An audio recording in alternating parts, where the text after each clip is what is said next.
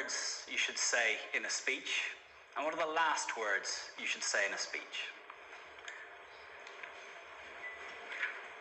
Now, tomorrow, I don't know how many of you are speaking, but I guarantee if you go to conferences, 19 out of 20 speakers will start in one of these ways.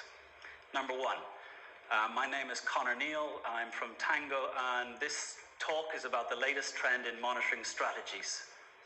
Now, all of you are sitting with a piece of paper in front of you that says, I'm Connor Neal, I've come from Ireland, and I'm going to talk about Tango 04 and this. So, by repeating what you already know, I'm giving a signal that it's a time to get your BlackBerry out. I've just signaled that this talk is opportunity to reconnect with BlackBerry, make sure the office is okay, maybe get some plans together for the weekend. Another way to start.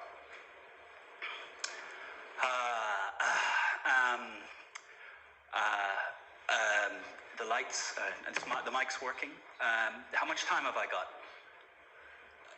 Okay, right. Okay, is it plugged in? And you laugh, but I guarantee tomorrow there's going to be some moments that get a little bit of that. And why? Because this is, for some of you, the first time you see this individual. They're here as a leader in their industry. And your kid at school presenting on giraffes does a better job. That's sad. So I think there's only 3 ways of starting a speech. And it's the same if you went into a bar and there's a group of people, it's a networking event, much like you were at before you walked into this room. And maybe I came up to a group, this group of 3 people who are having a little conversation. I walk in and I say, hi, I'm Connor, I'm Irish, 38 years old. I have an interest in sailing, I like running. And they've walked away. So how do you get people to engage with you when you're networking? I say, in networking, the best thing you can do is walk up. I think we know someone in common. Try and walk away when someone comes up and says that to you. Hopefully you've done your research so you do know that you know someone in common, but with LinkedIn, you can find out who knows who on anyone you want. So, how to start a speech? First way, with a question that matters to the audience.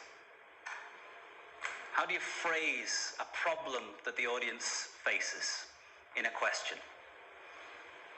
So that'd be the 3rd best way of starting a speech. The 2nd best way of starting a speech is with a factoid that shocks. There's more people alive today than have ever died. There's more people alive today than have ever died.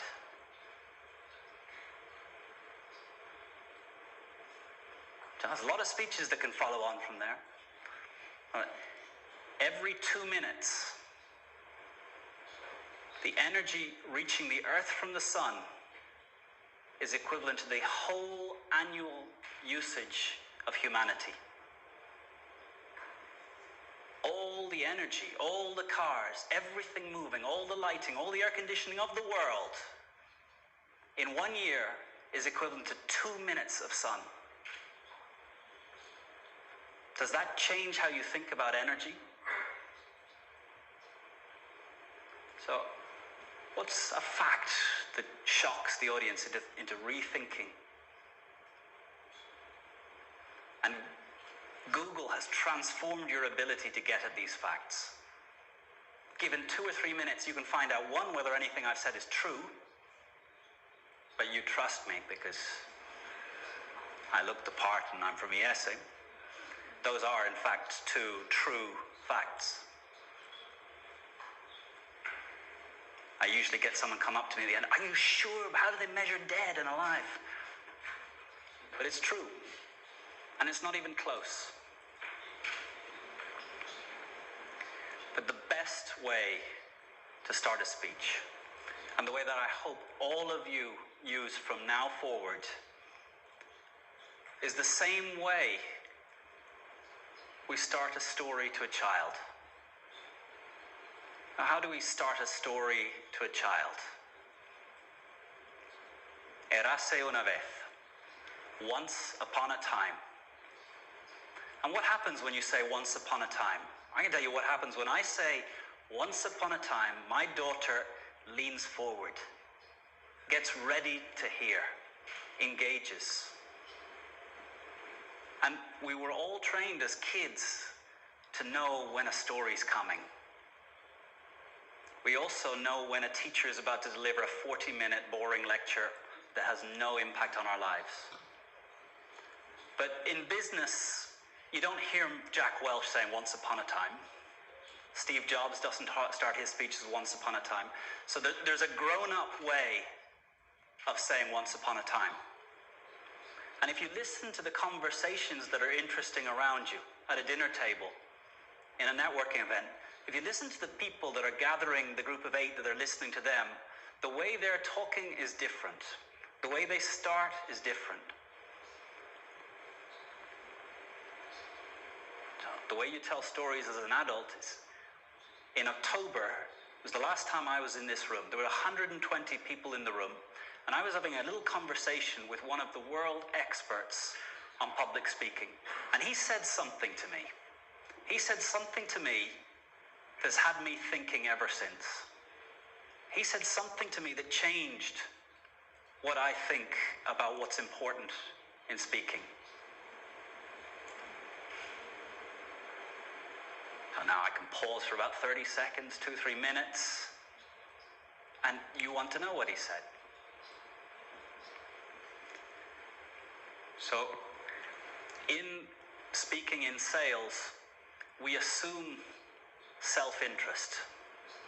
So if you can tell a story from your own life that connects you to why this topic is important to you, why you first joined the company, when you first saw someone benefit, when you saw how their life was changed.